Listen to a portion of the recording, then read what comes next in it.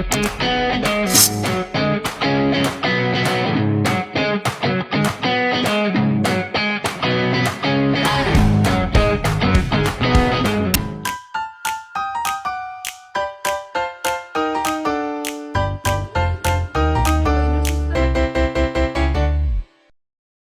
sih LD50 dan ED50? ED50 adalah dosis obat yang diperlukan untuk menghasilkan efek terapeutik pada 50% hewan uji, dan LD50 adalah dosis obat yang dapat menyebabkan kematian pada 50% hewan uji.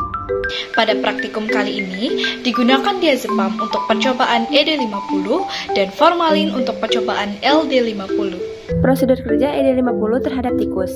Yang pertama, hitung dosis diazepam. Setelah itu, siapkan alat suntik lalu masukkan diazepam sesuai dosis.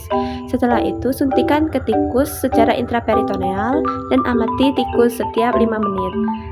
Prosedur kerja LD50 pada ikan.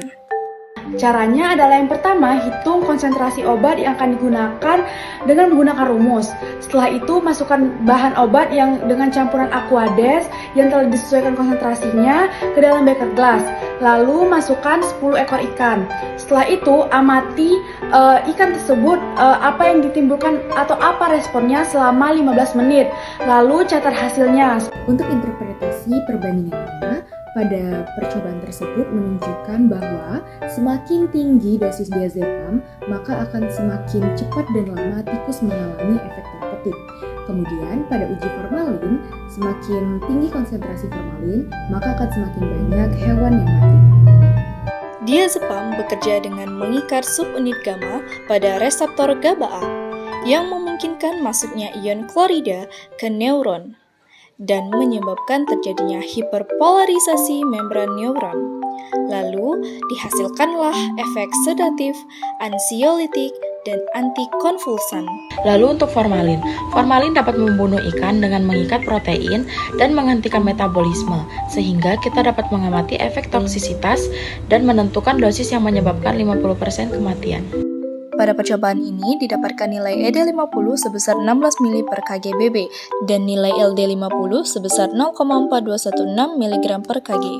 Jika ED50 semakin tinggi, maka dosis obat yang dibutuhkan untuk mencapai efek terapeutiknya akan semakin tinggi. Dan jika LD50 yang semakin tinggi, maka efek toksisitas dari obat itu akan sangat berkurang atau sangat kecil.